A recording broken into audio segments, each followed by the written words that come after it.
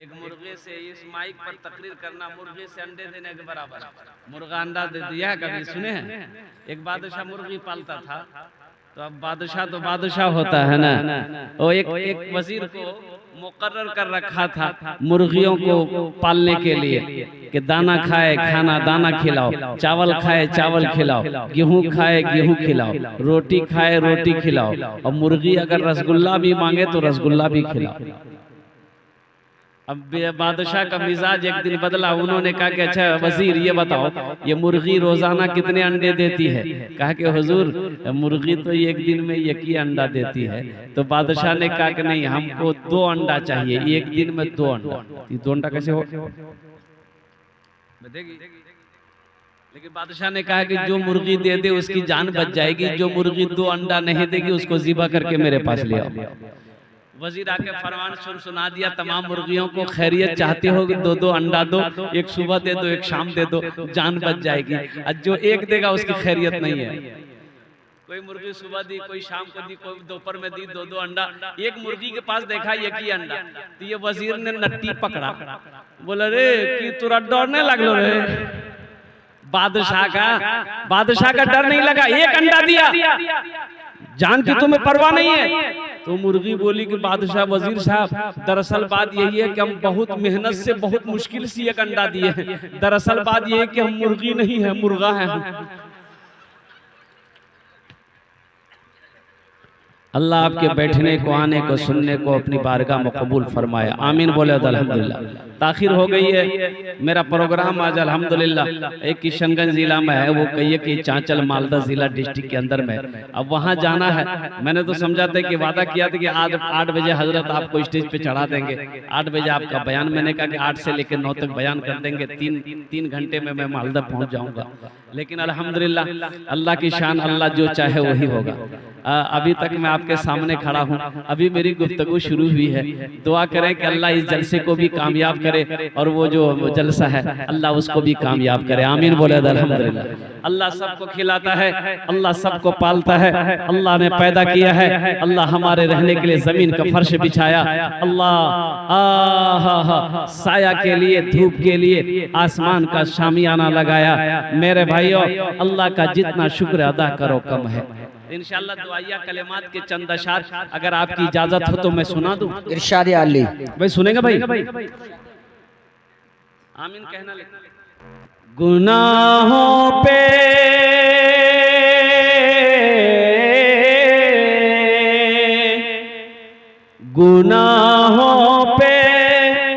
हूँ शर्मिंदा, इलाही दरगुजर कर दे। गुनाहों पे हूँ शर्मिंदा, इलाही दरगुजर कर दे। बड़ा मुजरिम हूँ मैं तेरा, इलाही दरगुजर कर दे। देखिए सुभान अल्लाह बोल रहा है। आज इनको पते नहीं है कि कहाँ आमीन बोलना है, कहाँ सुभान अल्लाह बोलना है। अरे सर में दर्द है तो टेबलेट खाओ कि गर्दने काट के फेंक दोगे? बोले ना गर्दन रहते ना माथा में दर्द रहते। खता कोई नहीं छोड़ी, कभी सिया नहीं छोड़ा। खता कोई नहीं छोड़ी, कभी सिया नहीं छोड़ा। बस अब करता हूँ मैं तौबा, इलाही दरगुजर कर दे। बड़ा मुजरिम हूँ मैं तेरा, इलाही दरगुजर कर दे। खिलौना हाथ का पुने बना रखा है शैतान ने। खिलौना हाथ का पुने बना रखा है शैतान। बना ले अपना तू बंदा इलाही दरगुजर कर दे, बड़ा मुजरिम हूँ मैं तेरा इलाही दरगुजर कर दे,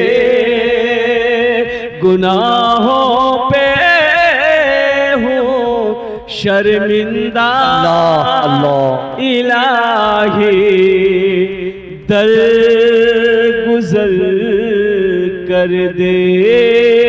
आमीन आमीन। बहुत सारे बच्चे हमारे जींस पैंट पहन के यहाँ आए हैं, उसको बैठने में तो तकलीफ हुई हो रही होगी, मैं माजरत चाहता हूँ। मेरे बच्चों, अगर ऐसी पैंट पहनोगे तो तकलीफ तो जरूर होगी। जलसा इस्लाह माशरा का है। लिबास के बारे में अल्लाह का कुरान कहता है व लिबासु तक़वा ज़ालिका खैर, कुर्बान जाओ तकवे वाला लिबास पहनो, तकवे वाला लिबास पहनो। जलसा इस्लाह माशरा का है। और मेरा बच्चा, अभी तक हमारे नौजवानों को बैठने का, पेशाब करने का तरीका मालूम नहीं है कि मुसलमान को किस तरीके से इस्तिंजा लेना करना चाहिए, कैसे पेशाब करना चाहिए, पता नहीं। पहली बात तो यह है कि जो पैंट निकली है जिसका नाम है जींस, एक नौजवान को देखे, हमने किशनगंज बस स्टैंड में गाड़ी रोके चाय पीने के लिए, तो देखा वो खड़ा था, बड़ा खूबसूरत बच्चा था, लेकिन उसकी पैंट फटी थी, यहाँ फटी, यहाँ फटी, यहाँ फटी, अब पिछलो फटला था। तो हम ड्राइवर को बोले कि लगता है बच्चा गरीब है, ऐसा करो ये 200 रुपया लो, बच्चा को दे दो, कम से कम पैंट तो सिलवा लेगा, नहीं तो दूसरी पैंट ले लेगा। तो ड्राइवर लेके गया उसको देने के लिए, तो पीछे हाथ खींच लिया, बोला क्या, हम बोले इधर। तो लड़का आया, मैंने कहा बेटा रख लो 200 रुपया, नया पैंट ले लेगा। बोला कहा हम भिखारी हैं क्या? बोलो फट लो पैंट चिकोजे, बोलो पैंट ये तो स्टाइल है, आग लगे ऐसे स्टाइल। अल्लाह के रसूल सल्लल्लाहु अलैहि वसल्लम, अल्लाह के नबी अपने कपड़े अगर फट जाता, अल्लाह के नबी आमिना के लाल खुद अपने हाथों से सुई धागा से कपड़ा सीते। देखो फटा हुआ कपड़ा पहनना नहुसत है, फटा हुआ कपड़ा पहनना मना है। कपड़ा फट गया सिलाई कर लो, सिल लो, फटा हुआ कपड़ा पहनना नहीं चाहिए। लेकिन स्टाइल देखो नौजवानों को, शौक से पहनता है। हम तो यही कहते हैं कि ये इनका स्टाइल नहीं है, ये स्टाइल बम्बई से आया है, ये स्टाइल फिल्मिस्तान से आया है। और कुर्बान जाओ तालम ये। अब आपको मालूम है, अभी एक फिल्म निकली है, एक फिल्म निकली शायद, उसका नाम है पठान। ये देखिए सबको पता है, अब क्या समझते हैं? पता सबको है। हम कहते हैं कि सिनेमा हॉल में, यानी कहते हाउस, वो क्या बोलता, हाउसफुल, हाउसफुल का वो बोर्ड लगा दिया। आखिर क्या वजह है? मेरे नौजवानों, मेरे बच्चों, तुम इस फिल्म को देखने के लिए इतना बेचैन हो गए। मुखालिफत की मुखालिफत हुई पठान की, इसीलिए लोग देख रहे हैं कि आखिर इसमें है क्या। क्या मुखालिफत नमाज के लिए नहीं हुई थी? मुखालिफत टोपी पर नहीं हुई थी? कुर्बान जाओ, मुखालिफत मस्जिद के लिए नहीं की गई। हमारी मस्जिदें खाली है, सिनेमा हॉल फुल कर दिया तुम। अल्लाह को क्या जवाब दोगे? अल्लाह को क्या जवाब दोगे? कभी तुमने सोचा हमारी मस्जिदें खाली खाली पड़ी रहती है, हमारी मस्जिदें वीरान है। आज सिनेमा हॉल को हम फुल कर रहे हैं, अब वो भी मेहनत की गहरी कमाई को हम टिकट खरीद करके फिल्मों को देख रहे हैं। क्या क्या तुम समझ रहे हो हमेशा दुनिया में रहोगे? अल्लाह को जवाब नहीं दोगे। ये स्टाइल उधर से चला, ये स्टाइल उधर से निकला। एक जमाना था वो बड़ी मोड़ी वाली पैंट निकली थी, हेलो पैंट, ऐसा लगता था एक आदमी और डबल घुस जाएगा उसमें। वो पहना दिया भी पहना। अच्छा वो देखता उसको ना देखता है, आइडियल ये बनाता उसको, अपनी जिंदगी का जो हीरो है इनकी जिंदगी में, ये वो नचनिया लोग है, नचनिया लोग है। वो स्टाइल करता है, वो पहले पूरी फैली हुई पैंट पहना थी, ये भी पहना, वो टाइट किया, ये भी टाइट किया, वो फाड़ा है, ये भी फाड़ा है। अब डर है कहीं ऐसा ना वो खोल दे, ये भी खोल देगा, जाओ झमेले खत्म हो गए। मेरे बच्चों नौजवानों, अगर आइडियल अपनी जिंदगी का बनाना ही है तो इमामुल अंबिया जनाब मोहम्मद रसूलुल्लाह सल्लल्लाहु अलैहि वसल्लम से बढ़कर कोई है? हजरत अबू बकर सिद्दीक को ना बनाओ, हजरत उमर बिन खत्ताब को ना बनाओ, हजरत उस्मान गनी को बनाओ, हजरत अली। बेशक हक है, सच है। जिंदगी का बनाना है मेरे बच्चों। अगर तुम चाहते हो कि मेरी दुनिया भी अच्छी गुजर जाए, आखिरत सबर जाए, तो इनको ना आइडियल बनाओ। किनको नाचने वाले गाने वाले को बनाते हो? आज तो आलम ये है, ये जींस पैंट पहन के अल्लाह अकबर कबीरा। पहले तो हमारा बच्चा सही से बैठ नहीं पाता है, अगर पेशाब लग जाए अल्लाह सोचता है 100 बार ये सोचता है कि पेशाब हम कैसे करें। बहुत मुश्किल से बेचारा बैठता है, कुकड़ू बैठता है, सही से बैठ नहीं पाता कुकड़ू है ना, बस सही ना। देखो बच्चा मुड़ी हिला रहा है, वो जान रहा है, बड़ी मुश्किल से बच्चा बैठता है और जैसे पेशाब करने लगता हूँ तो आधा पेशाब तो जोर में ताकत में जमीन पे गिर जाता है, अब बाकी पेशाब रुक जाता। अब ये खड़ा हुआ पैंट का चैन खींचा, बस सब पेशाब जो रुका हुआ था पैंटे में हो गया। जलसा इस्लाह मुआशरा का जलसा किए हो मेरे बच्चों नौजवानों। पेशाब करने का तरीका भी तुझे मालूम नहीं है। हो लड़की वाला कहता नहीं, लड़का मौलवी साहब हीरोज है, बोला जींस पैंट पहनता है, टी शर्ट पहनता है, लड़का हीरो है, खड़ा होकर पेशाब करता है, लड़का हीरो है। हमने कहा ये गधा लोग जितना खड़ा होकर पेशाब करता तो गधा लोग भी हीरो है क्या? भाई खड़े होके पेशाब करने से अगर आदमी हीरो हो जाए तो जितने जानवर हैं सब खड़े होके पेशाब करते हैं, ये भी हीरो हो गया।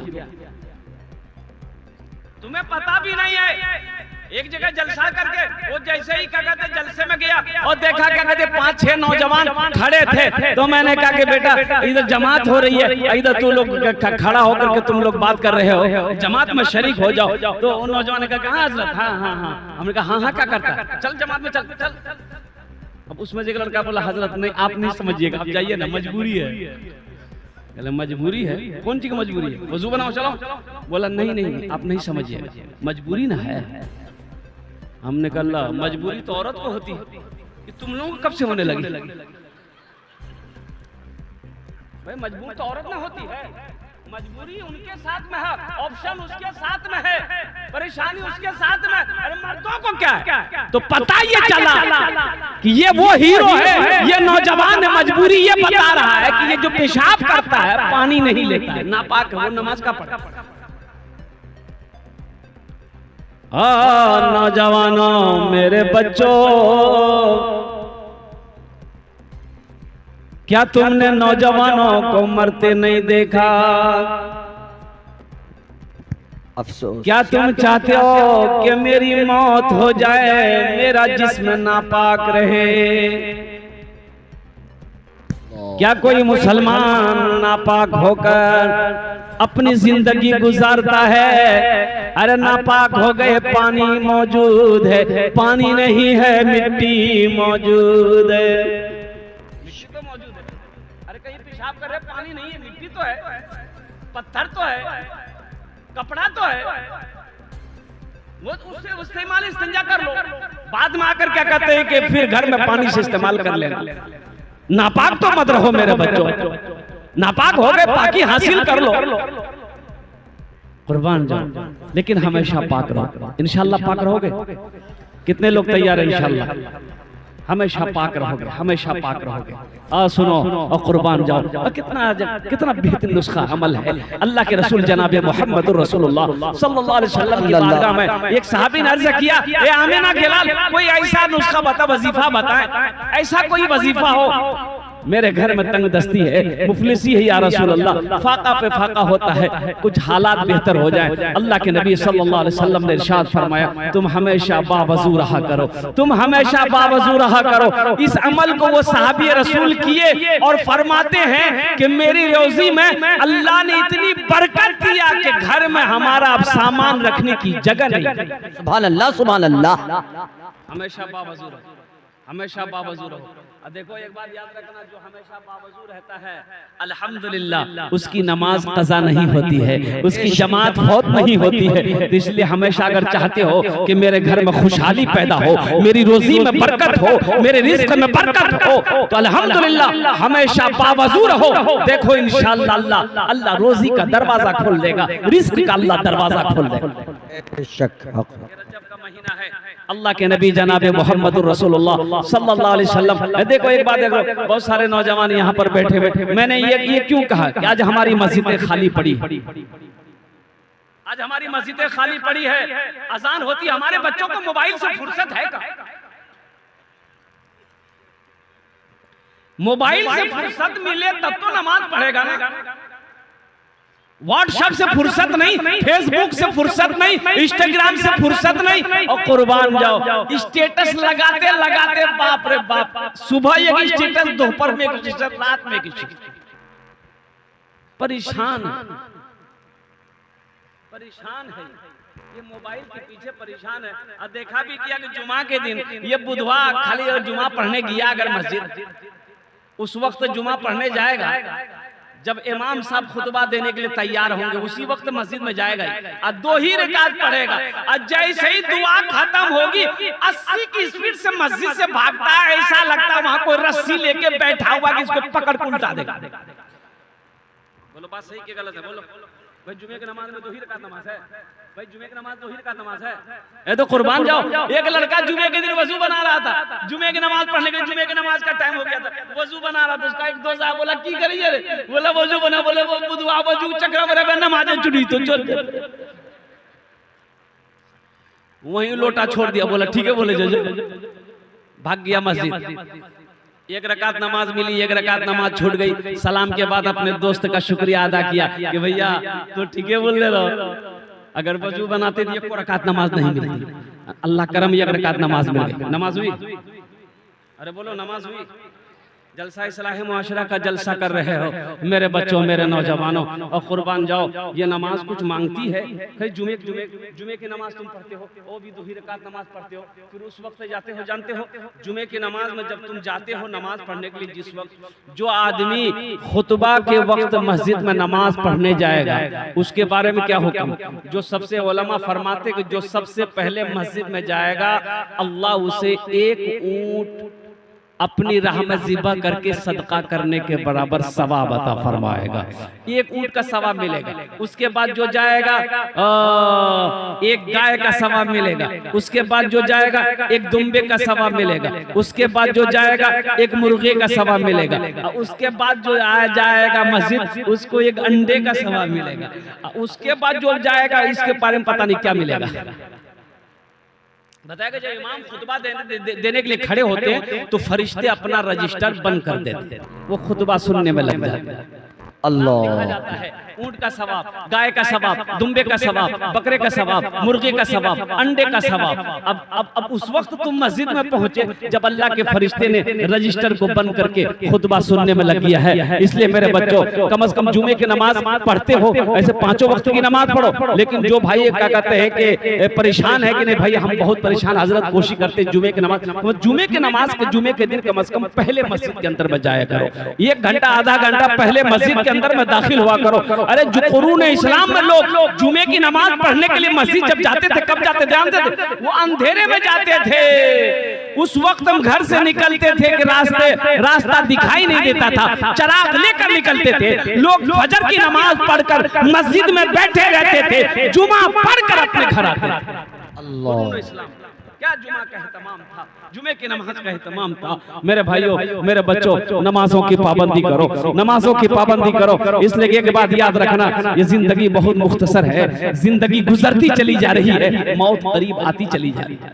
बेशक हशर के मैदान में सबसे पहले पूछ नमाज की होगी, इसकी पूछ होगी, बोलो भाई किसकी पूछोगे, बोलो ना। नमाज की सबसे पहले पूछ होगी नमाज की। अल्लाह के रोजा का हुक्म है, रोजा का अहकाम जमीन पर अल्लाह ने दिया है, हज का अहकाम जमीन पर आया, और कुर्बान जाओ, सदका खैरात ज़कात, इसका अहकाम अल्लाह ने जमीन पर दिया। लेकिन एक बात याद रखना, कुरान जमीन पर नाजिल हुआ, ओहो, लेकिन नमाज की जब बारी आई, अल्लाह के नबी जनाब मोहम्मद रसूलुल्लाह सल्लल्लाहु अलैहि, सारे लोग बोलो सल्लल्लाहु अलैहि वसल्लम, अल्लाह ने आसमान पे बुलाया। कहाँ बुलाया? बोलो भाई कहाँ बुलाया?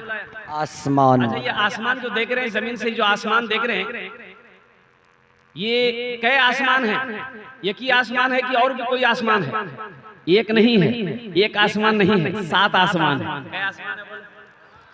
ये जो आसमान देख रहे हैं ना, ये पहला आसमान है। जमीन से लेकर जितनी दूरी पहले आसमान तक है, फिर ये पहला आसमान से लेकर दूसरे आसमान तक की इतनी दूरी, पहला, दूसरा, तीसरा, चौथा, पांचवा, छठा, 7वां आसमान। 7वें आसमान के बाद सिदरतुल मुंतहा है, सिदरतुल मुंतहा के बाद अल्लाह का अर्श है। सुभान अल्लाह, बोले सुभान अल्लाह, सुभान अल्लाह। अल्लाह के रसूल जब लौटने लगे, अल्लाह ने कहा मेरे महबूब तोहफा लेते जाइए। कहा कि या अल्लाह क्या तोहफा? तो अल्लाह ने कहा कि मेरे महबूब 50 वक्त की नमाज लेते जाइए। कै वक्त की नमाज? अभी कै वक्त की नमाज है? अभी तो पढ़ नहीं पाती, तो 50 वक्त अगर रह जाती तब क्या होता? मैंने सोचिए, तो अल्लाह के रसूल लेकर चले, छठे आसमान पे हजरत मूसा अलैहिस्सलाम से मुलाकात हो गई। तो मूसा अलैहिस्सलाम ने पूछा, या रसूल अल्लाह क्या तोहफे में मिला? कहा कि 50 वक्त की नमाज। कहा कि अल्लाह, जाइए जाइए अल्लाह के पास जाइए, कम करवाइए। मेरी उम्मत के ऊपर में 2 वक्त की नमाज फर्ज थी, फजर और असर, मेरी उम्मत नहीं पढ़ पाती थी। या रसूल अल्लाह आप जाइए, इसे कम करवाइए। अल्लाह के रसूल गए, कहा या अल्लाह कुछ नमाजें कम हो जाती। तो अल्लाह ने कहा कि ठीक है मेरे महबूब, 5 वक्त की नमाज कम कर दिया मैं। कितनी बची भाई? हज़रत मूसा अलैहिस्सलाम ने कहा कितनी कम हुई? बोले 5। बोला फिर एक बार जाइए। फिर गए, फिर 5 कम हो गई। कितनी रह गई? 9 बार गए, 5 कम होती गई। कितनी कम हुई? कितनी रह गई? तो मूसा अलैहिस्सलाम ने कहा या रसूल अल्लाह कितनी कम हो गई? कहा कि मूसा 45 कम हो गई। कहा कि या रसूल अल्लाह कितनी रह गई? बोला 5 रह गई। बोला एक बार और जाइए। जो लोग नमाज नहीं पढ़ते वो ये सोचते होंगे हाँ बड़ा अच्छा होता, एक बार और चले जाते तो इसका झमेले खत्म हो जाते। अल्लाह के रसूल सल्लल्लाहु अलैहि वसल्लम ने इरशाद फरमाया, मूसा मुझे नमाज कम कराने के लिए अल्लाह के पास जाने में शर्म आती है, अब मैं नहीं जाऊंगा। और कुर्बान जाओ, मेरे रब ने ऐलान फरमाया, मेरे महबूब मेरा कौल पक्का है, मेरा कौल पक्का है, मेरा महबूब मेरा फैसला एक है। मेरे महबूब मैंने 50 वक्त की नमाज आपको दी है, ये नमाज मैंने कम कर दिया, 45 कम हो गई, 5 रह गई है। मेरा महबूब मेरा बंदा आपकी उम्मत 5 वक्त की नमाज पढ़ेगी, 5 वक्त की नमाज पढ़ेगी, हम उसे 50 वक्त नमाज का सवाब अता। सुभान अल्लाह, सुभान अल्लाह।